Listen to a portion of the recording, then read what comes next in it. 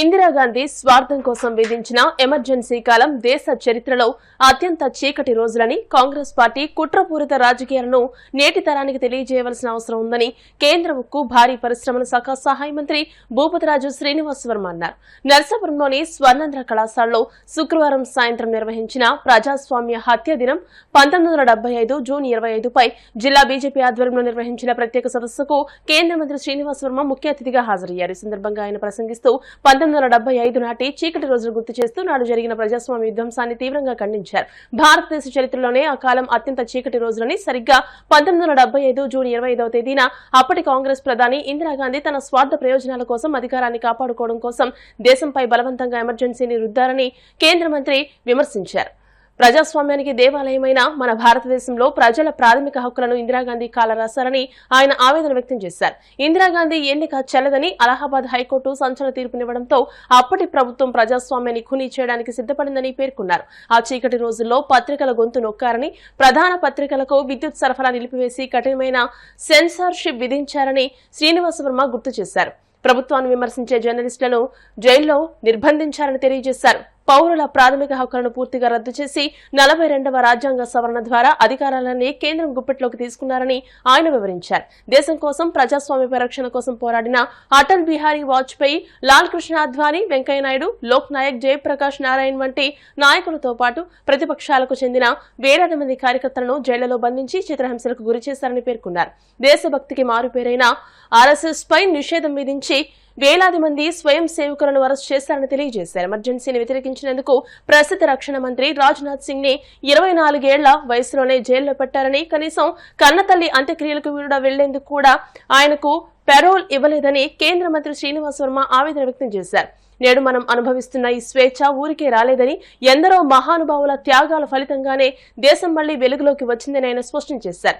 ప్రధానమంత్రి నరేంద్ర మోదీ నాయకత్వంలోని ప్రభుత్వం రాజ్యాంగాన్ని, ప్రజాస్వామ్య విలువలను అత్యున్నతంగా గౌరవిస్తోందని, గతంలో రాజ్యాంగాన్ని ఏ విధంగా అవహేళన చేశారో నేటి యువతకు తెలియజేయడానికే ఎమర్జెన్సీ విధించిన జూన్ 25వ తేదీని కేంద్ర ప్రభుత్వం సంవిధాన్ హత్యా దివస్ గా ప్రకటించిందని ఆయన వెల్లడించారు. ప్రజాస్వామ్య విధ్వంసాన్ని గుర్తు చేసుకుంటూ భవిష్యత్తులో మళ్లీ అలాంటి చీకటి రోజులు రాకుండా చూసుకోవాల్సిన బాధ్యత నేటి తరంపై ఉందని ఆయన పిలుపునిచ్చారు. ఈ కార్యక్రమంలో బీజేపీ రాష్ట్ర మీడియా సెల్ సభ్యులు కపర్ది, జిల్లా ఉపాధ్యక్షులు పులపర్తి వెంకటేశ్వర్లు, మాజీ జిల్లా అధ్యక్షులు నాని తాతాజీ, జిల్లా ప్రధాన కార్యదర్శులు ఇంచేటి వెంకటేశ్వర్లు, తోట గంగరాజు, జిల్లా మహిళా మోర్చా అధ్యక్షురాలు గన్నాబొత్తుల సత్యవతి తదితర నాయకులు, కార్యకర్తలు పెద్ద సంఖ్యలో పాల్గొన్నారు. ప్రజాస్వామ్య అత్యధికంగా కార్యక్రమం నిర్వహించబడతాం. సంవిధాన్ హత్యా దివస్ అంటే భారతదేశంలో ప్రజాస్వామ్యం పూర్తి అయిన రోజు అనేటువంటి విషయం. ఆ సందర్భంగా మనందరూ తెలుసు.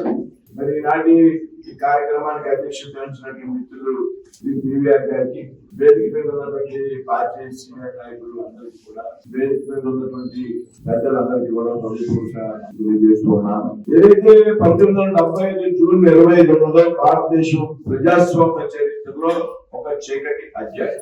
ఈ దేశంలో ప్రజాస్వామ్యాన్ని గోళీ చేసి హత్యగా వెచ్చిపోయినటువంటి రోజు.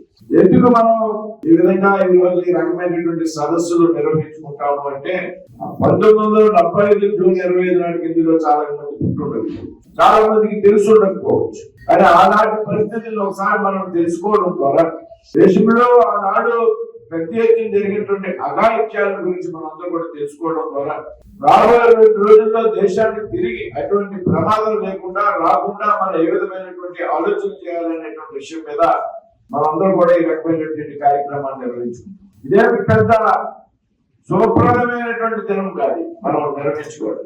అది ఆలోచన ఏంటంటే ఎమర్జెన్సీ ఎమర్జెన్సీ ఎమర్జెన్సీ అనేటువంటి పదమే మనలో చాలా మందికి తెలుసు. కానీ ఆ కాలంలో జరిగినటువంటి అఘాయిత్యాల గురించి చాలా తక్కువ మందికి అవగాహన ఉంటుంది. దీనికి ఇందిరాగాంధీ గారి నియంత్రణ పరిపాలనకి వ్యతిరేకంగా ఉన్నటువంటి రోజులు. ప్రతి ఎత్తున దేశంలో ఇందిరాగాంధీ గారి పరిపాలన మీద వ్యతిరేకత కలిగి ఉన్నటువంటి రోజులు. అవినీతి ఆకాశానికి అంటినటువంటి పరిస్థితి. ఏదైతే ఆవిడ ప్రధానిగా ఉన్నటువంటి రోజుల్లో 1972లో దేశానికి జరిగినటువంటి స్వాతంత్రం, 1952లో ఈ దేశంలో స్వాతంత్రానికి అంటే మొట్టమొదటి లోక్సభ ఎన్నికలు 1952లో జరిగింది. తర్వాత 57, 62, 67, 72 72లో జరిగినటువంటి ఎన్నికల్లో శ్రీమతి ఇందిరాగాంధీ గారి ప్రభుత్వం అధికారంలోకి వచ్చింది. శ్రీమతి ఇందిరాగాంధీ గారు అలహాబాద్ అనేటువంటి ఒక లోక్సభ నియోజకవర్గం నుంచి మీకు తెలిసిన అందరికీ ఉత్తరప్రదేశ్ అక్కడి నుంచి పార్లమెంట్ సభ్యురాలుగా ఎన్నిక కావడం జరిగింది. తద్వారా ప్రధానమంత్రిగా బాధ్యత స్వీకరించింది. అదే అక్కడి నుంచి పార్టీని మళ్ళీ అది మన పార్టీ ఇష్టం. ఎన్ని ఒడిదుడుకులు ఎదుర్కొన్నాం, ఏ రకంగా మనం ఫేస్ చేసాం, ఎన్ని ఇబ్బందులు గురయ్యాం ఈ సంవత్సరాల ఈ ప్రయాణంలో అనేటువంటి విషయం. ఆర్ఎస్ఎస్ నిషేధించబడింది ఈ దేశంలో ఎమర్జెన్సీతో పాటు. ఆర్ఎస్ఎస్ స్వయం సేవకులు ఎవరైతే ఉన్నారో వారు అర్ధరాత్రి తిరిగి ఎమర్జెన్సీ వ్యతిరేకంగా ప్రజలు చైతన్యవంతులు చేస్తున్నారు కాబట్టి ఆ కార్యక్రమాన్ని నిరోధించాలనేటువంటి భాగంగా ఆర్ఎస్ఎస్ కూడా నిషేధించింది శ్రీమతి గాంధీ. అనేక మంది వేల మంది సైనిక సేవకులు జైల్లో పంపబడ్డారు. ఈ దేశంలో ఆ కాలంలో అరెస్ట్ అయినటువంటి వాళ్ళ సంఖ్యలో దాదాపు 50% ఆర్ఎస్ఎస్ గానీ దాని అనుబంధ విభాగాలకి మన పూర్వ పార్టీ ఏదైతుందో భారతీయ జనసంఘ పార్టీ గారికి చెందినటువంటి వ్యక్తులు. అటువంటి పరిస్థితుల్లో కూడా మన నాయకులు త్యాగానికి సిద్ధపడి కష్టపడి పనిచేసి రాత్రి పగుళ్ళు పైన చైతన్యం చేసి అజ్ఞాతంలోకి వెళ్ళి పనిచేసినటువంటి సందర్భాన్ని మనంతా కూడా గుర్తు తెచ్చుకోవాలి. ఆనాడు పనిచేసినటువంటి కార్యకర్తల్లో లేకపోతే ఆనాడు పనిచేసినటువంటి స్వయం సేవకుల్లో భారత పూర్తి గారు మనం చాలా చాలా తక్కువ పనిచేస్తున్న విషయాన్ని ప్రజల్లో పివి చలపతిరావు గారు అరెస్ట్ అయ్యారు. చాలా మంది నర్సపురంలో భీమవరంలో అరెస్ట్ అయ్యారు. ఎమర్జెన్సీ రోజు ఏదైతే మేసా చట్టం చట్టాన్ని అమలు చేసి ఆ మేసా చట్టం కింద దేశంలో ఉన్నటువంటి అందరినీ కూడా ప్రముఖ జర్నలిస్టుని, మేధావుల్ని, ప్రొఫెసర్ని అందరినీ కూడా అరెస్ట్ చేయడం జరిగింది. ఎటువంటి విచారణ లేకుండా, తప్పు లేకుండా. అయితే అదే సందర్భంలో ప్రజాస్వామ్యానికి కాపాడుకోవడానికి మన పెద్దలు నాయకులు చేసినటువంటి ప్రయత్నాన్ని మనందరూ కూడా ఈ సందర్భంగా స్మరించుకోవాలి. ఏదైతే లోక్ నాయక్ జయప్రకాష్ జేపీ అంటాం మనందరికీ తెలుసు, పెద్దలకు తెలుసు. ఈ దేశంలో ప్రజాస్వామ్యానికి పునాదులు వేసినటువంటి వ్యక్తి, ఎమర్జెన్సీకి వ్యతిరేకంగా దేశంలో అనేక పక్షాలను ఏకతాటిపై తెచ్చి ఉద్యమాన్ని నిర్మించినటువంటి వ్యక్తి జయప్రకాష్ నారాయణ్, ప్రముఖ సోషలిస్ట్ నాయకుడు. ఆయన కూడా అరెస్ట్ చేశారు. ఏదైతే పెద్ద ఎత్తున ప్రజల్లో వ్యతిరేకత వచ్చింది. బీహార్ లో, గుజరాత్ లో నవ నిర్మాణం పేరుతో పెద్ద ఎత్తున ప్రజా ఉద్యమాలు ప్రారంభమయ్యాయి. బీహార్ లో, గుజరాత్ లో ప్రారంభమైనటువంటి ప్రజా ఉద్యమాలు ఏవైతున్నాయో ఎమర్జెన్సీ వ్యతిరేకంగా దేశ వ్యాప్తంగా కూడా ప్రజలు ఎత్తించి కవించబడ్డారు ఆ ఉద్యమాల ద్వారా. ఇందిరాగాంధీ గారు ప్రధాన పదవి వదిలిపెట్టడానికి సిద్ధంగా లేదు.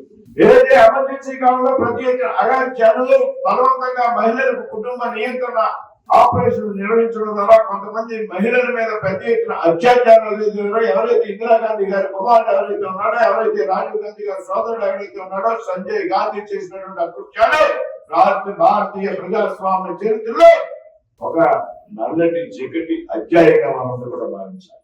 తెలుసుకోండి.